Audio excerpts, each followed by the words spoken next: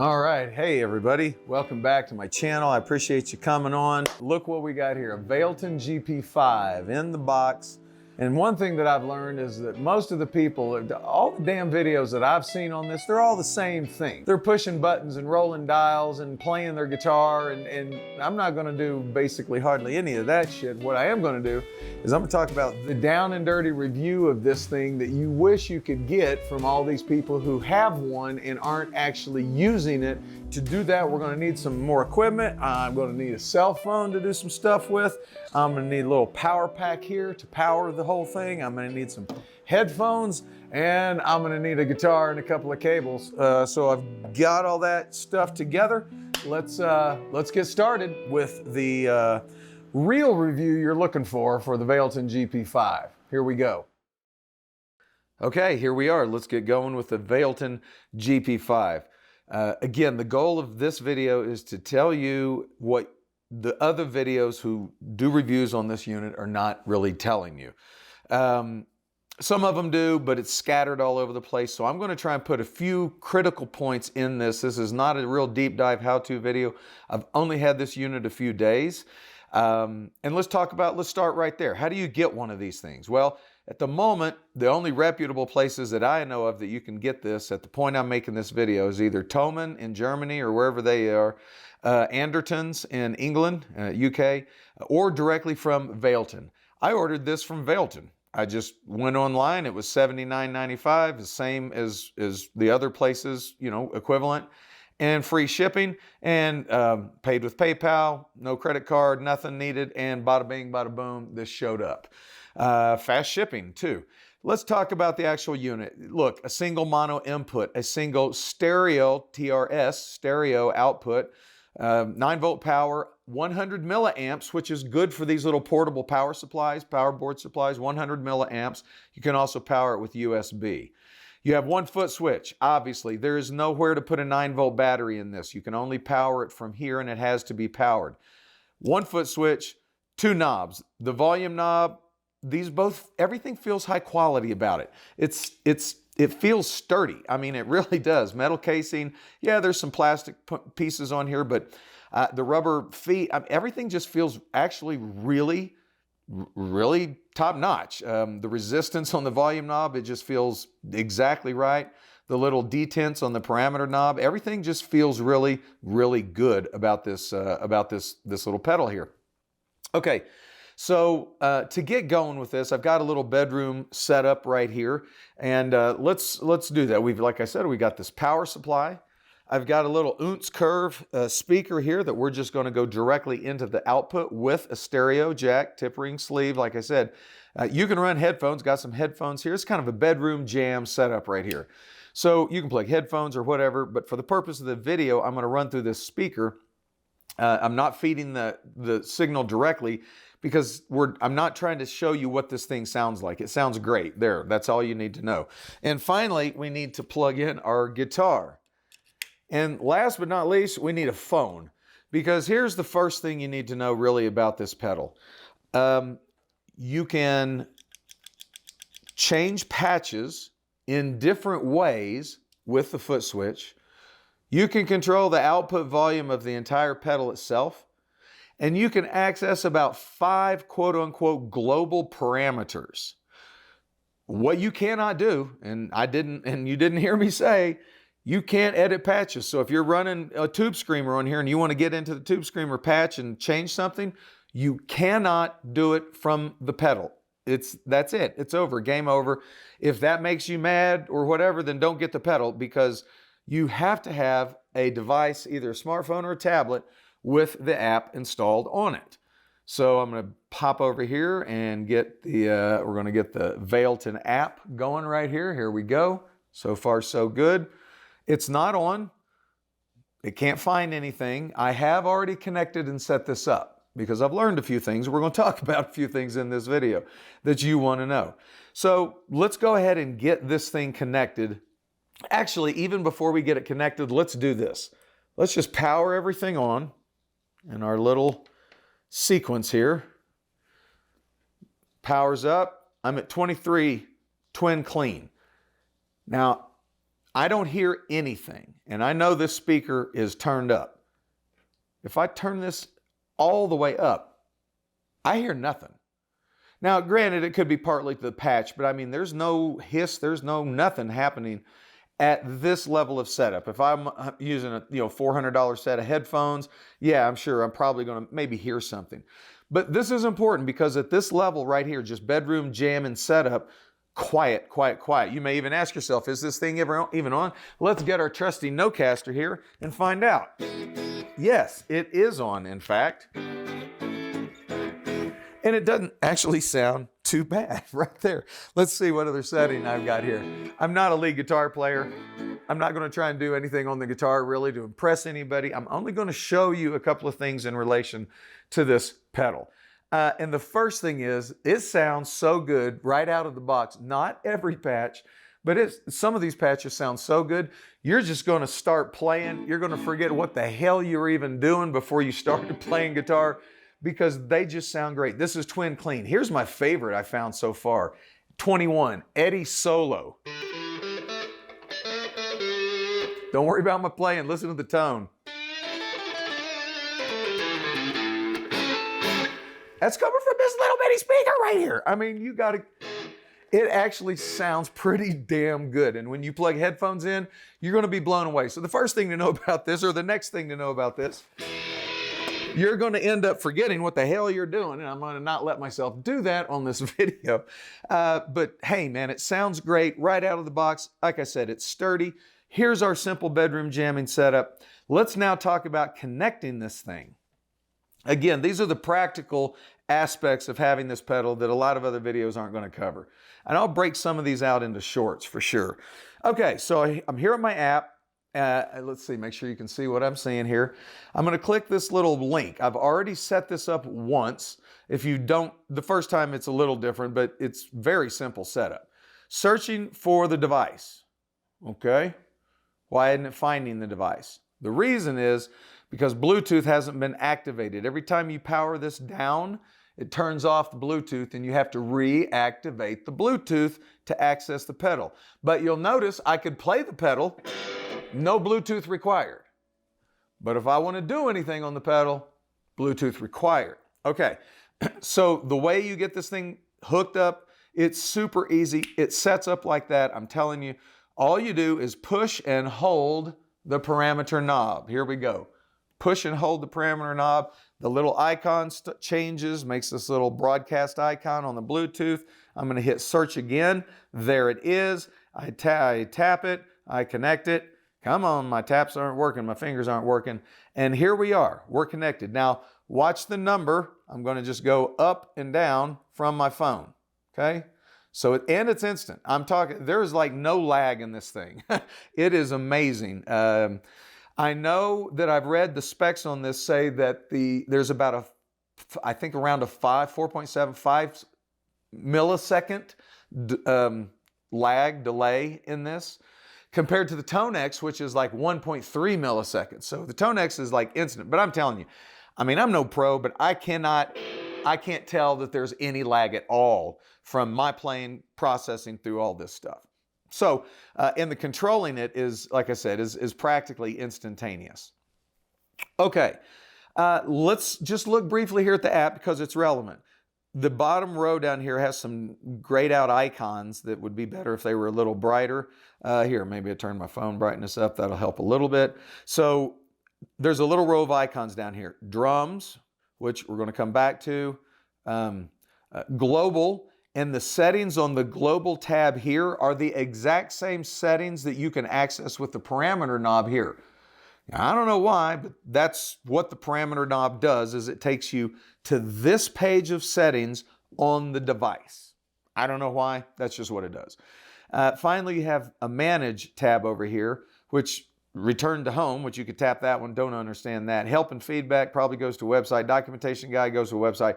Data Update, if you want to do a firmware update when you're connected, not Bluetooth, you can do it through here. Let's go back over here to the thing. Now, if you've watched 2 videos, you've seen 20 or 200 videos on this silly thing, and they all do the same thing. They tap around on here and they change stuff and you hear it all. But here's what you really need to know. one of the things you're going to want to do is, can I change this pedal order? And the answer is some, a little bit. Some of the pedals you click and push and hold, some of them you can move around. Some of them you can't. Like you can't change where the amp is, right? Or the cabinet is. You can't put the cabinet in front. I mean, some things it will not let you change, but some things you can change. And that's good because a lot of us want to mess around with pedal sequence and stuff like that. Yes, you can change the sequence, but not on every pedal, nor can you put every pedal in any location. Okay. Everything else, you just tap and you're up and down. Everything is pretty instant and straightforward. Nothing exotic like fancy UI dials. It's just bars with values, super easy to use. And as usual, everything that's in any of the GP lines, especially over here on the amps, good gosh, I mean, there's a bajillion things in here. It's all the stuff that's in the GP line, right? Most of it is in here, maybe not everything, but most of it is in here. This lets you go through the full list of all the current patches. The first 50 are preset already. The second 50 are open for you. You can go up and down in patch with those little things. You can save patches, right? I mean, all the basic shit that you can do. Import, export, rename, blah, blah, blah. All that shit's up here at the top. Okay, so next major item. Let's say you're jamming and you want to jam. This is that bedroom jamming setup. I got my little speaker, got my little rechargeable power supply, got my thing, even got my headphones, whatever I want to do. I'm a bedroom jam. I want to play along with the drums, right? That's pretty normal. You'd think at this point, hell, I'm connected, right? You saw me connect. So you would think if I hit play that it's going to play the drums through that speaker. Well, let's test that hypothesis. Oops. That's coming, there it is, up by my mic. That's coming through the phone. Well, what the hell? Aren't I connected? Bluetooth audio. If I go over here to Bluetooth, well, there's my GP-5 right there. It says connected. What the hell's going on? Here's what's going on. What you didn't know is when you installed this the first time, it installed 2 Bluetooth devices. Aha! Look down here. GP-5 audio. GP-5 audio. If you tap GP-5 audio, it'll connect to that, back out, go back into Bluetooth. You will see you have 2 devices connected at the top. One is this device and one is the audio processing for the device. Well, guess what happens now? It's in the speaker. Oh yeah, it's in the speaker. And that's what we all want. We want this in the speaker, not in the phone. So that's how you do it. Okay, now that we're done with that, let's talk about the foot switch. I'm going to go back over here to the global on the phone. Remember what I said earlier. The global tab on the GP-5 app is the exact same stuff that the parameter knob on the GP-5 goes to. Now, I don't know why they've made a knob for it, and yet they don't let you get into any of the parameters of the pedals or anything, which they don't. Maybe that'll come in a firmware update, but for now, the parameter knob only accesses the exact same shit that is in the global tab of the app, okay? And one of those is called Footswitch Mode. I'm gonna come back and do a video just on the Footswitch modes. Like I said, this one's not a deep dive. This one is just letting you kind of get a feel for what you're going to get when you buy one of these things, and I recommend you do. As the captain says, Captain Anderson, he goes, look, a TC Helicon tuning pedal, or a Polytune, whatever, a great tuning pedal, nothing against that, it's $79. Well, guess what? I can push this down and just hold it, and I've got a tuner. It's a fast tuner, and I've observed it's a pretty good tuner in my opinion. Plus, you get the entire GP line of effects and stuff in a pedal for the same $79.95. So I highly expect that this year, Christmas season, Hanukkah, Kwanzaa, whatever you celebrate, it's going to be full. If you're guitar players or no guitar players, there's going to be a lot of GP5s going in and out of stockings, I think, this year. Personal opinion, we'll see. Okay, we're back over here to the Footswitch modes. The first one is 0 to 99. That is what you get by default. So in other words, every push increments up 1. And when you get to 99, it goes back to 0. That's pretty straightforward.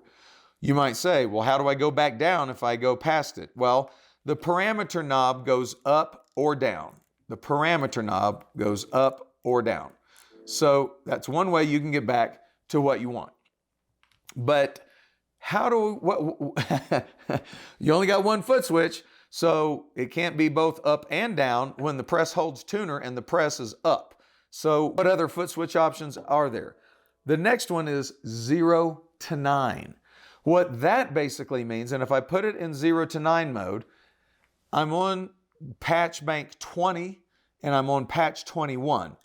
So if I patch up to 26, 8, 9, back to 20. So it loops you in the patch bank of 10. So you can set up a patch bank that way. Set all your pedals up here and just memorize what's in each slot if you want to, right? And this is a 10 patch loop that you're in when you put it in the 0-9 mode. Next, you have A to Z mode. A to Z mode is very interesting because rather than numbers, it gives you letters. But within each letter, you can roll around to different settings, different patches. So you can set up each letter as a song, and then within each song, you can have X number of patches. It's a cool idea to have this song list function, but it's implemented, in my opinion, incorrectly. It should be implemented so that you roll the song A, B, C, D, E, F, G with the parameter knob, and that this knob, the foot switch, actually increments through each of the patches within each letter or each song, if you will. At any rate, this whole song thing is a great idea, but the implementation of it, in my opinion, with just a single foot switch and a single parameter knob to work with, is bass backwards. Hey, that's still on. Next is control. The control, you can change your patch with the parameter knob going up or down, and this turns shit off and on.